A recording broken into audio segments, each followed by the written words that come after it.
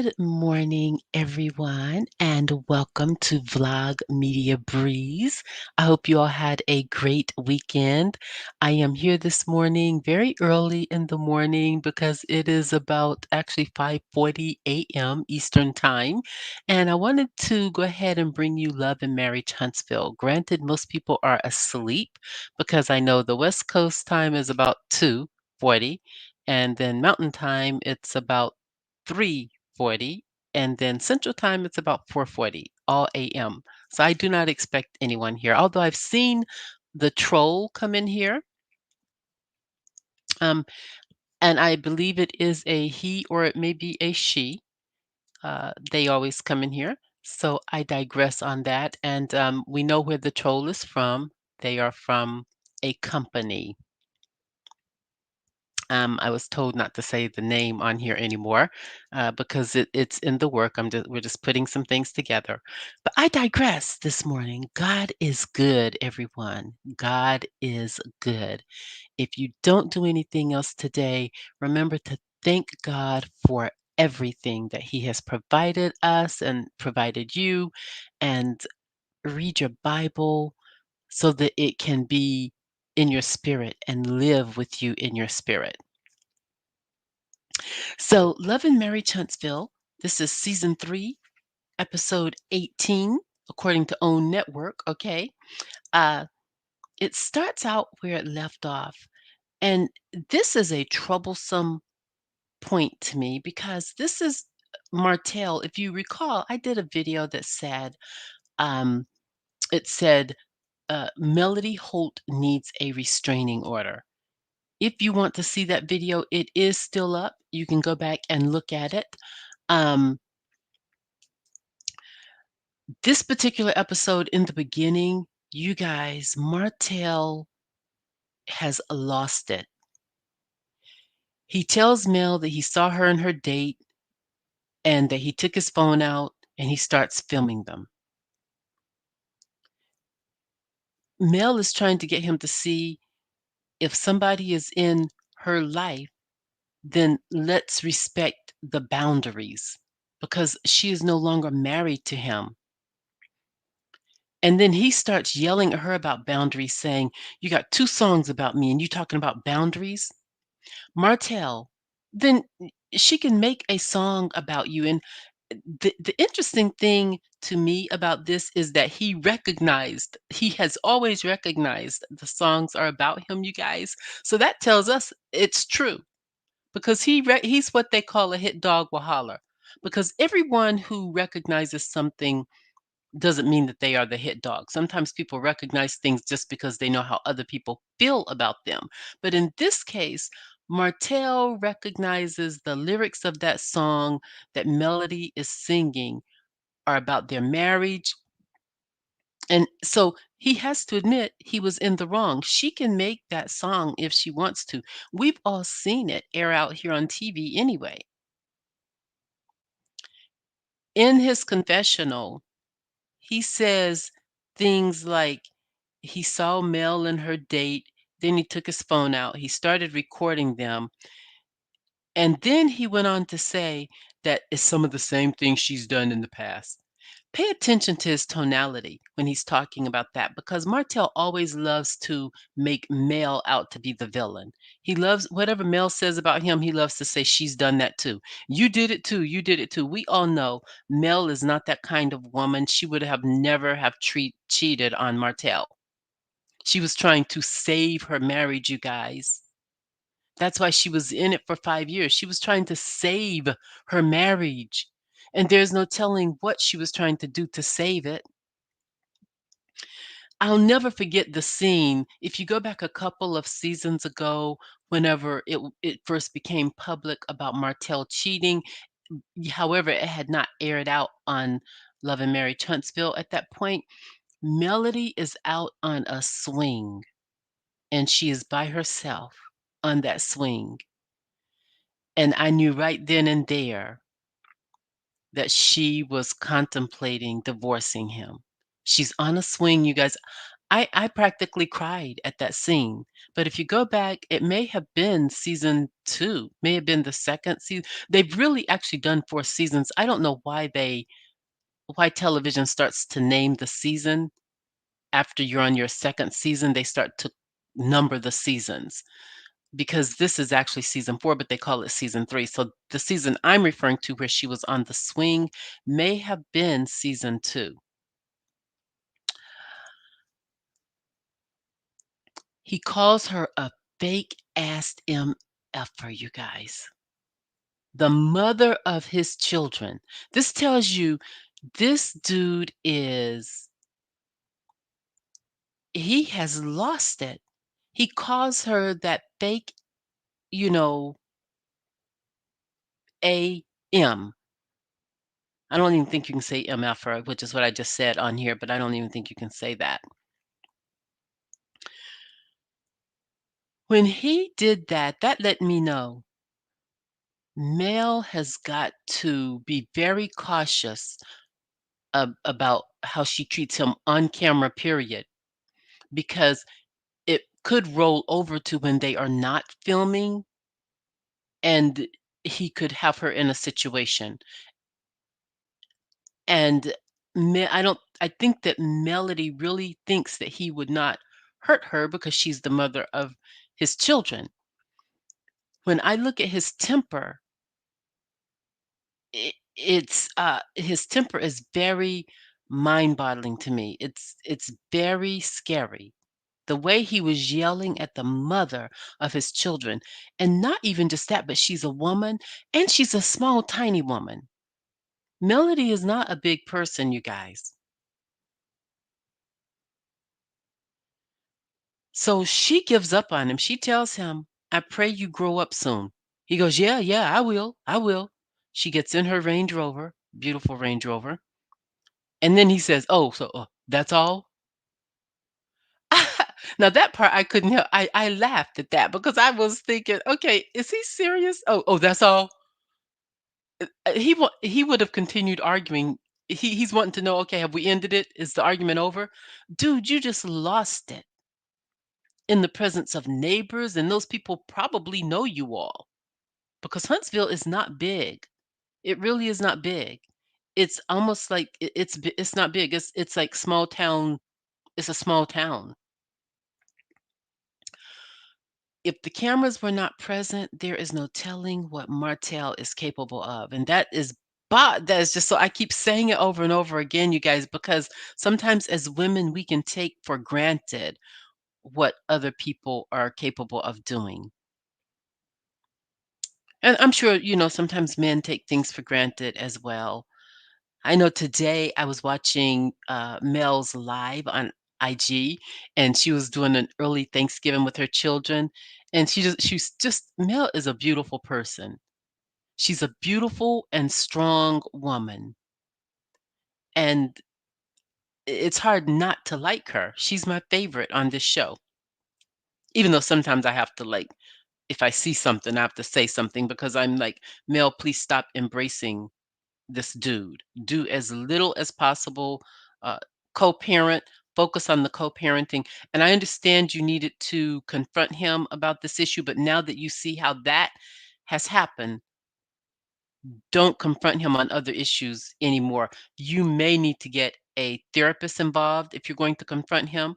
Take him in, have a therapist there with you all, or you may need to get an attorney.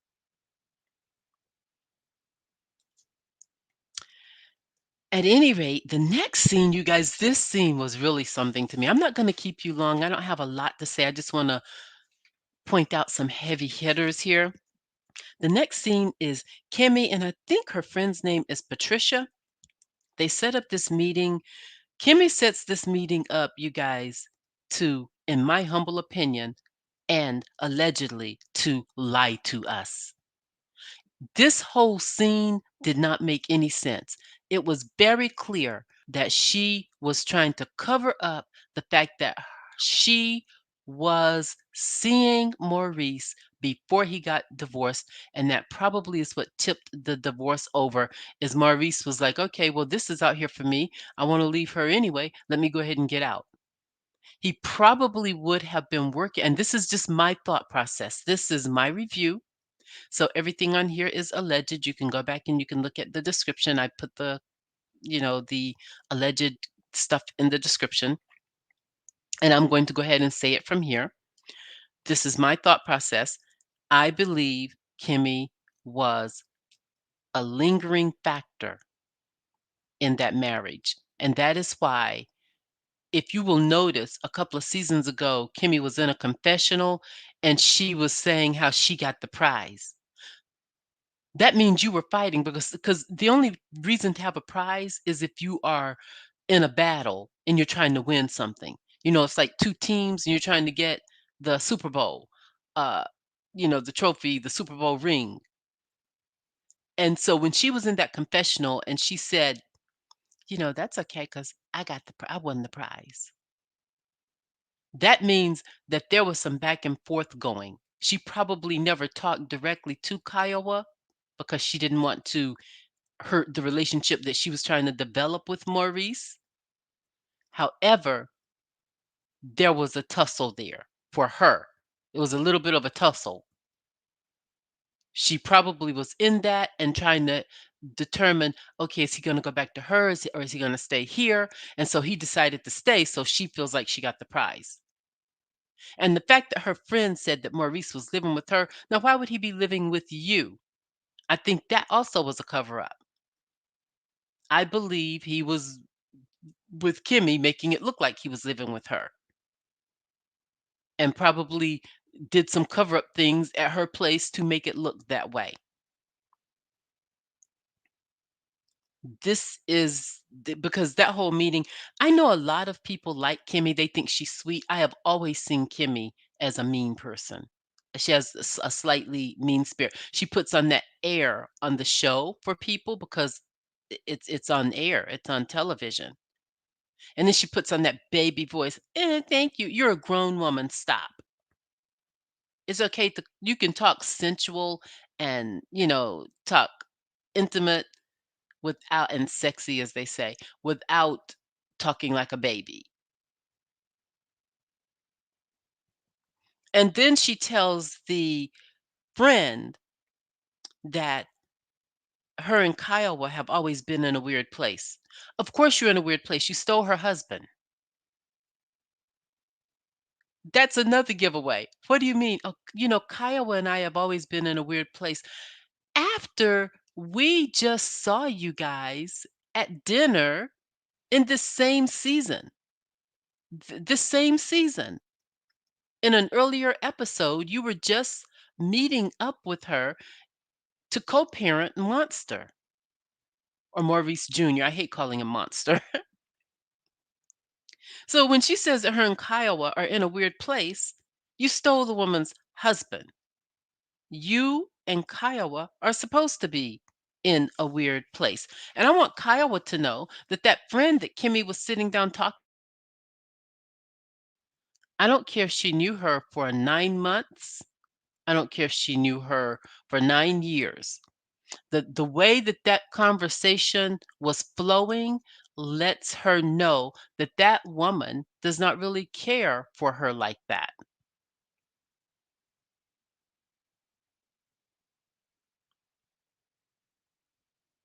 Kimmy claims not to have known Maurice, and she makes it a point to say this, claims not to have known him until after the divorce. And she brought this woman over here to corroborate that with her, saying that she introduced them. So, Kimmy, how is it that you've known Tisha for 10 years? Because at some point in this season, you mentioned that you and Tisha go back 10 years. So did you know Tisha before you knew Maurice? And when did Maurice get divorced? Like what year did he get divorced? 10 years? This is what, 2021? You've known Tisha since 2011? So what year did Maurice get divorced?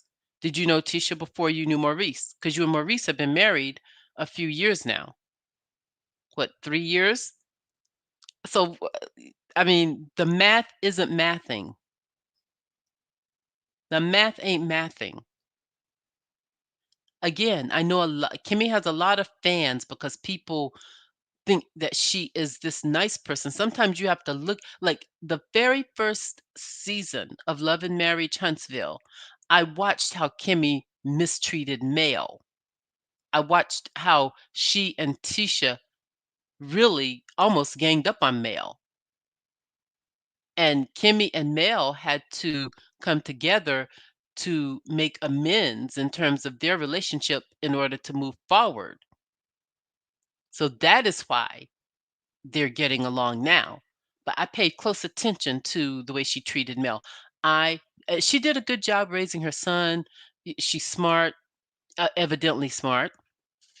Um, Probably has a great heart, but some of the things she does are real messy. And I think that that thing with Maurice that she did is real messy, and I don't like it. That's why I'm harping on it. So after in a different confessional, she says after the papers were signed, she starts talking about after the papers were signed. She made it a point to say after the papers were signed is when she met Maurice.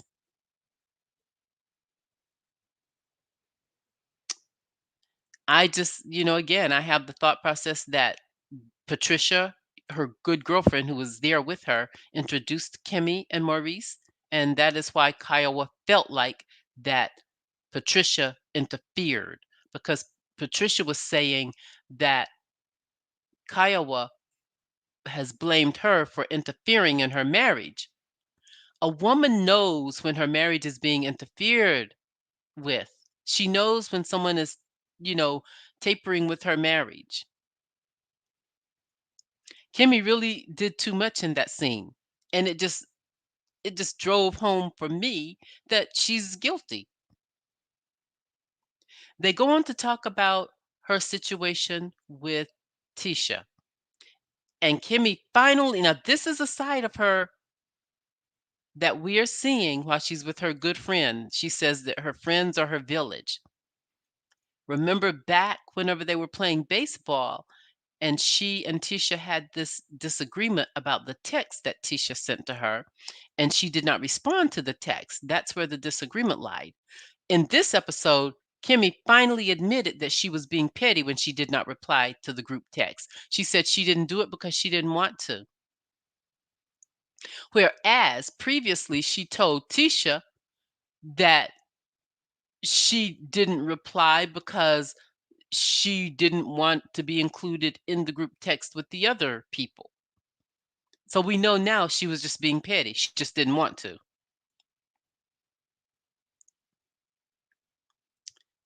I am not a Kimmy fan. I digress.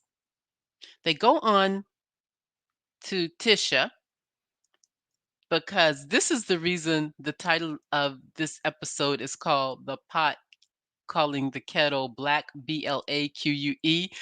Black, that is Marsau and Tisha's restaurant or cigar bar.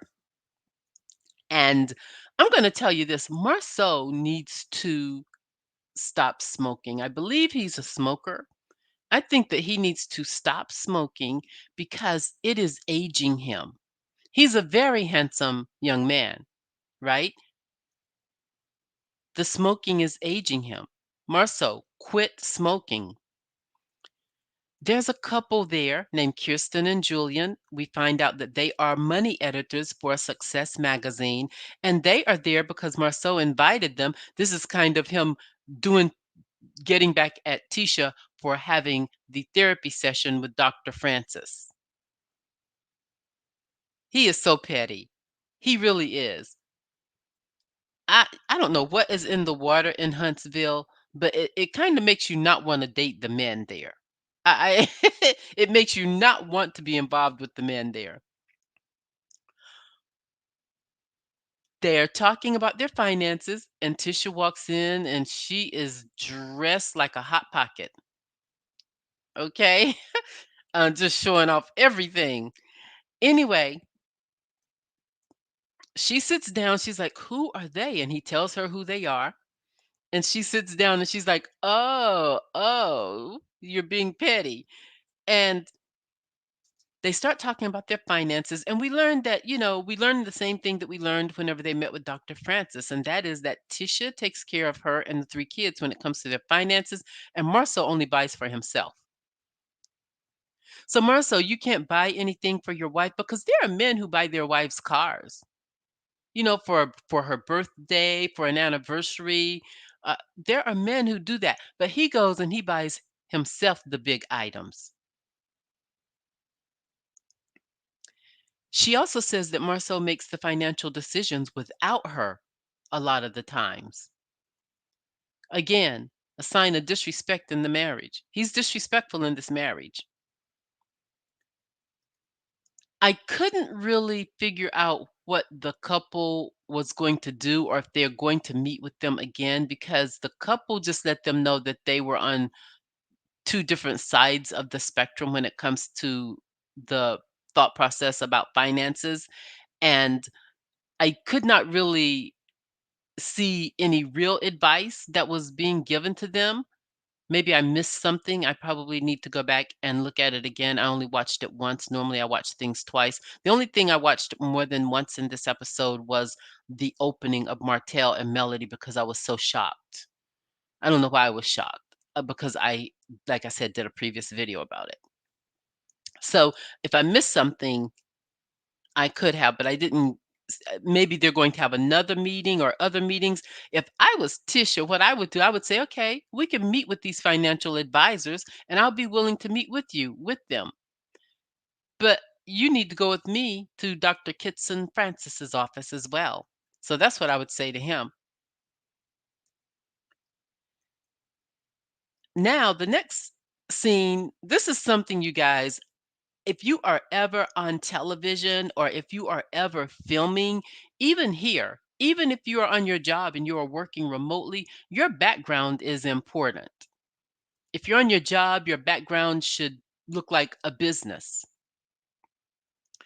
If you are on television the way Marceau and Tisha are on television, you do not, and this is a reality show.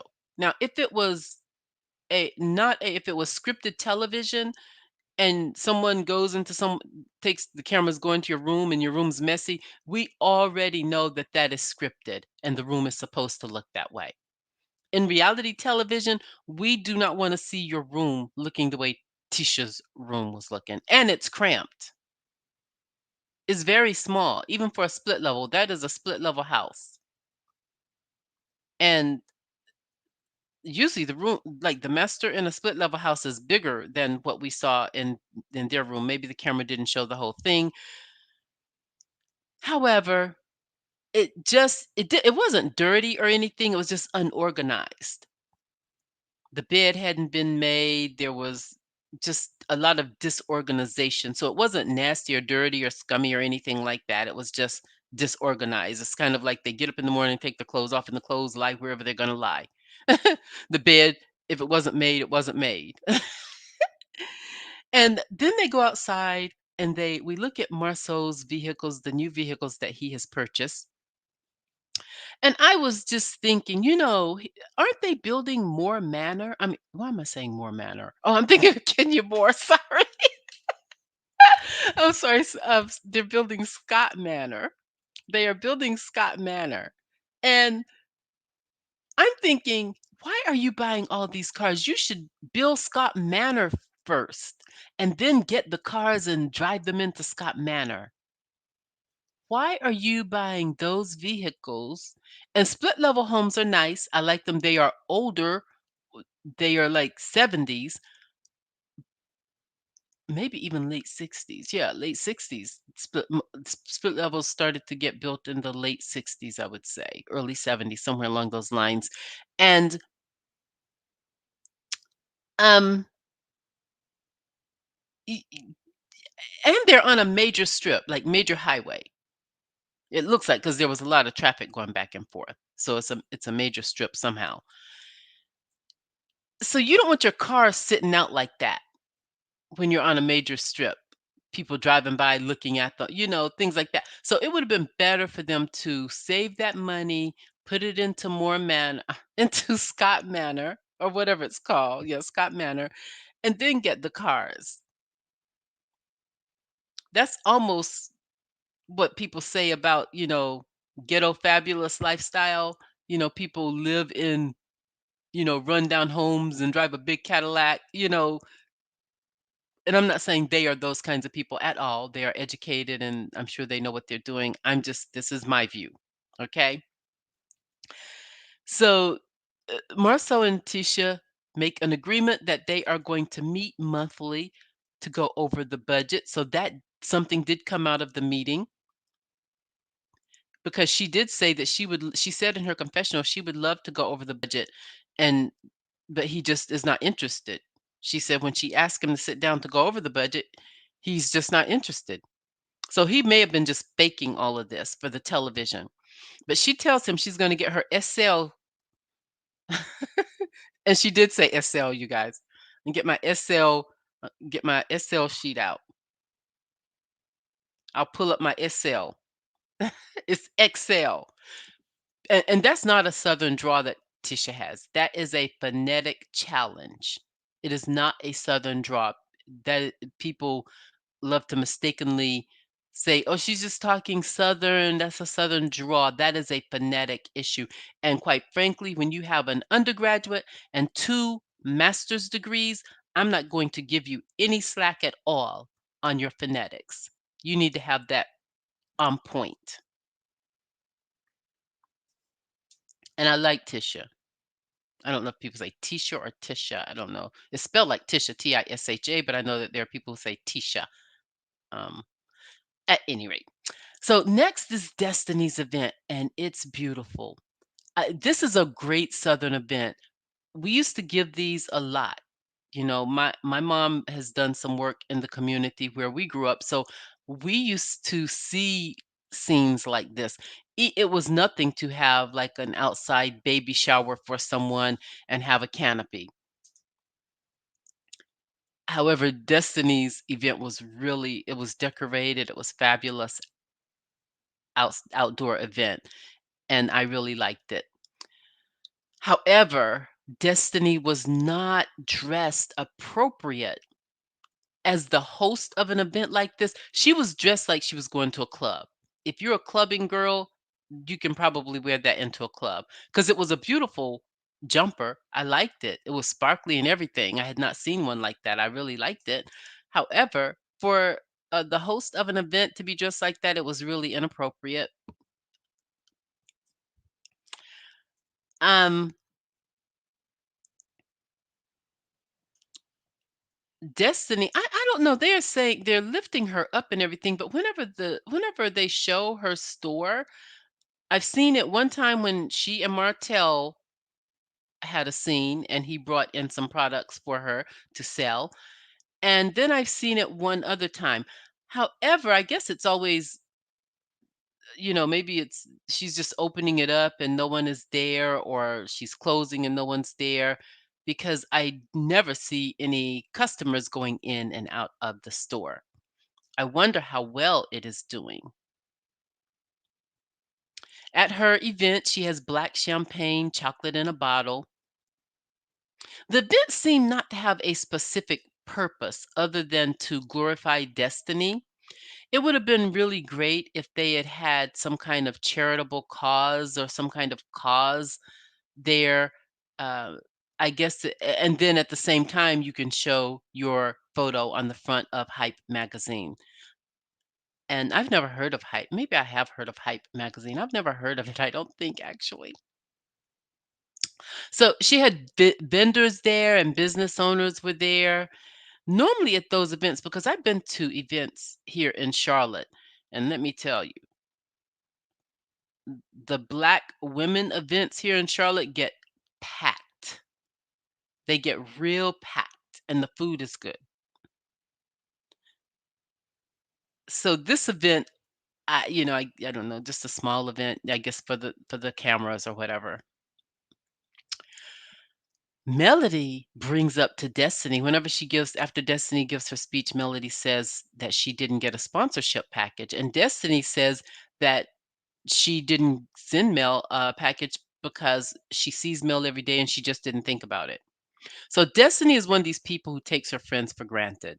Just because you're friends with someone does not mean they don't get an invitation. You should treat them the same way that you would treat every other guest.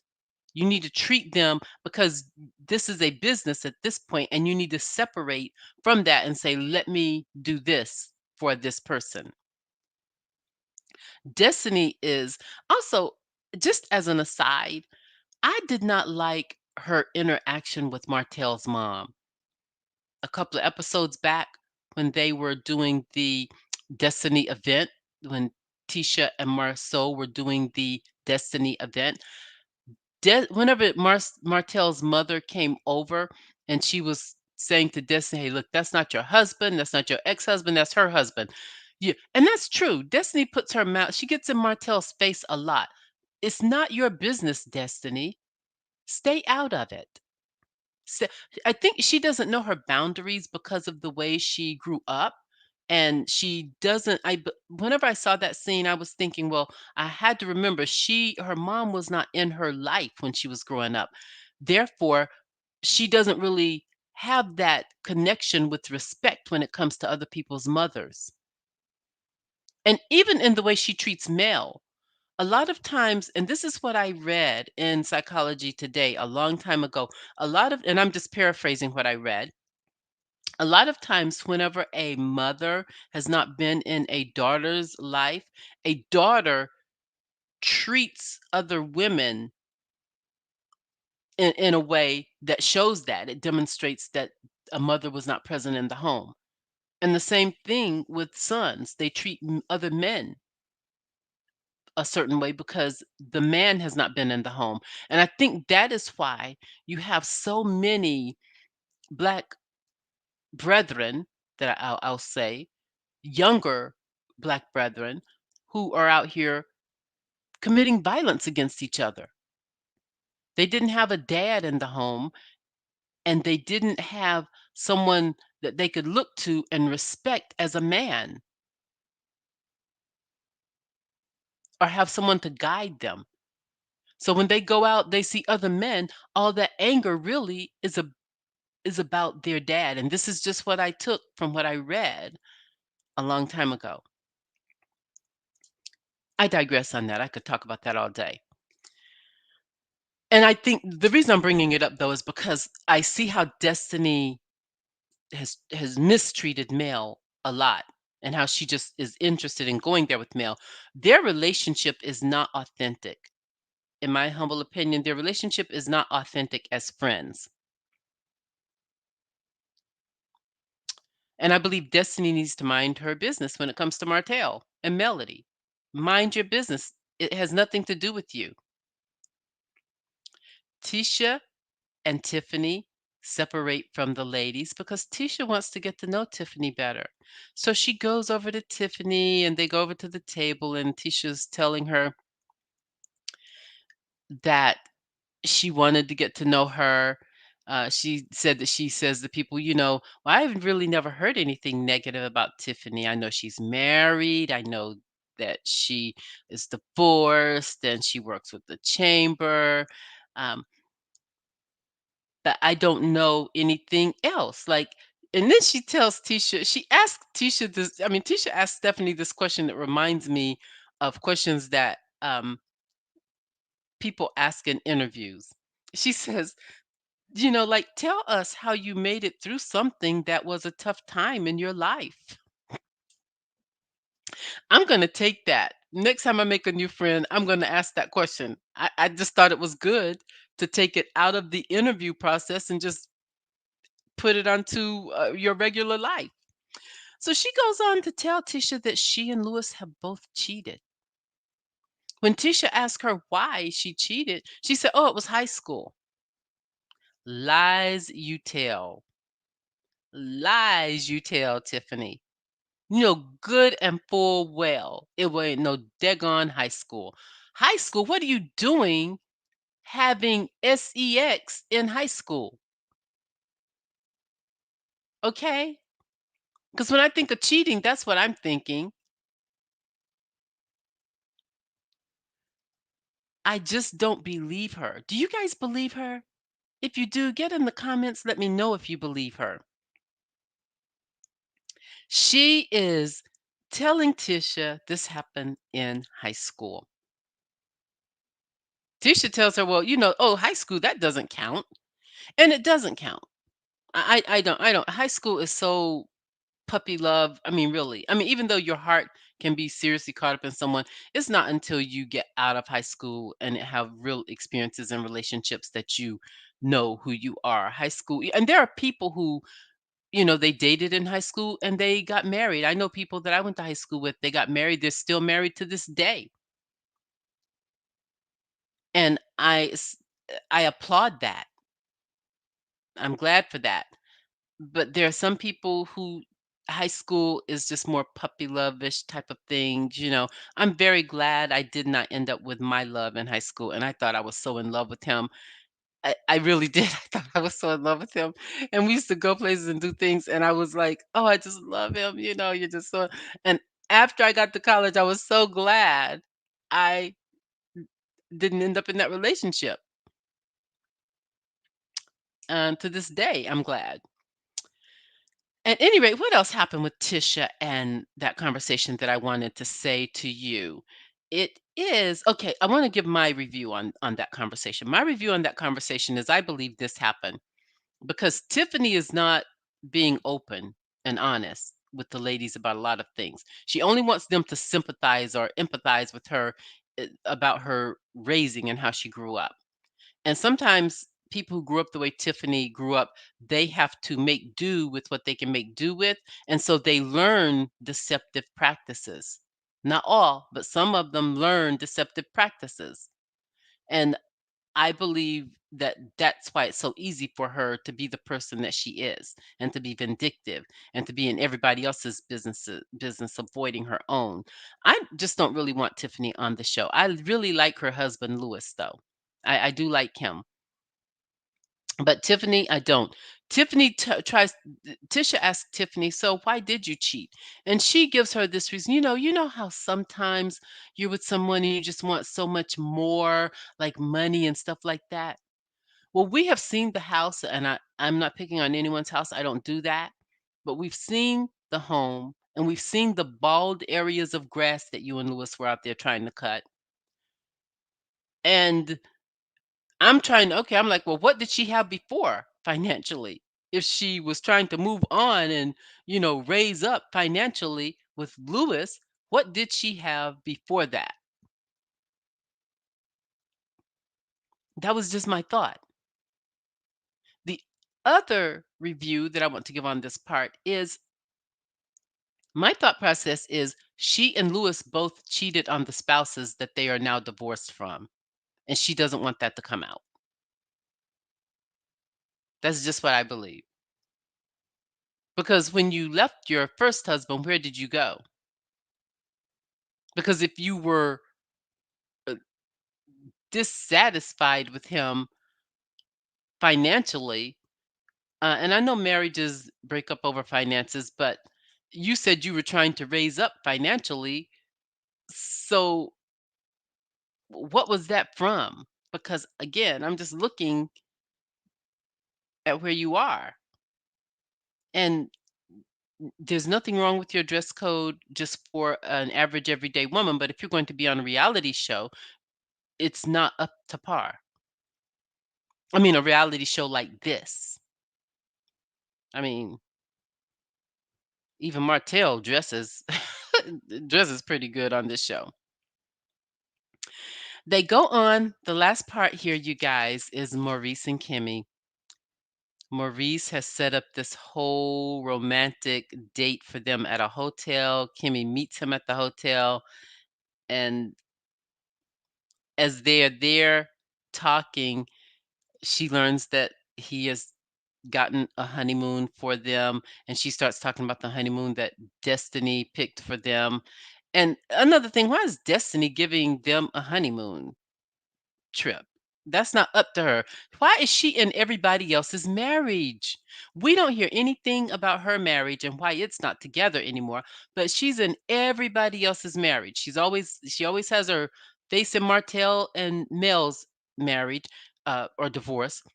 And now she's trying to give honeymoon trips to Maurice and Kimmie. Girl, have several.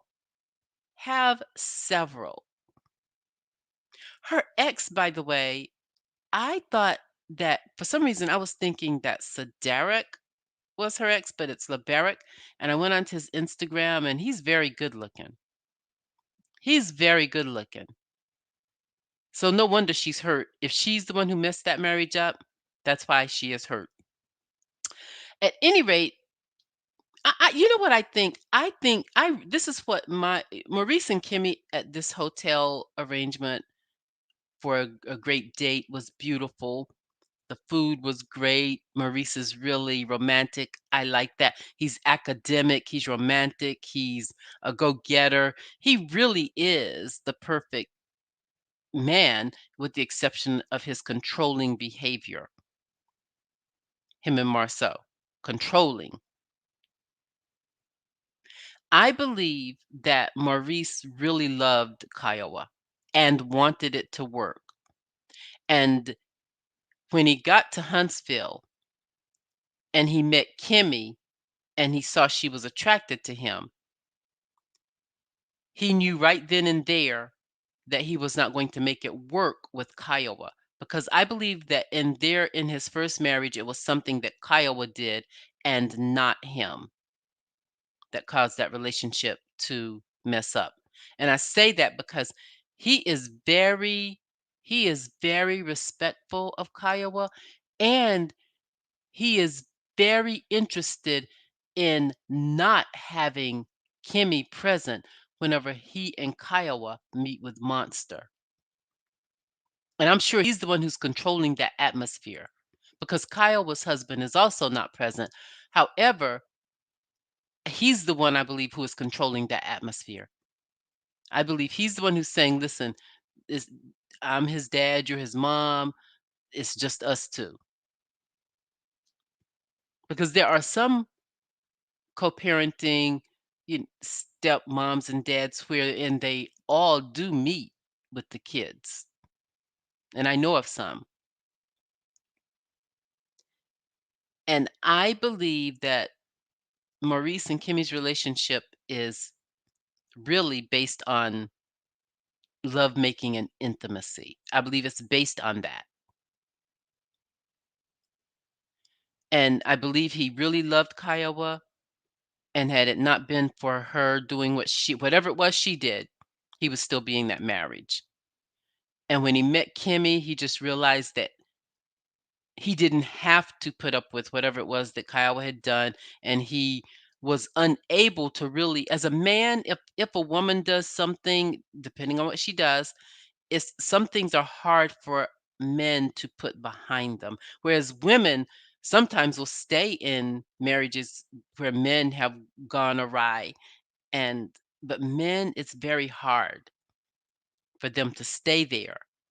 And I believe he could not get past whatever it was that Kiowa did to him, so he had to move on, and Kimmie was there.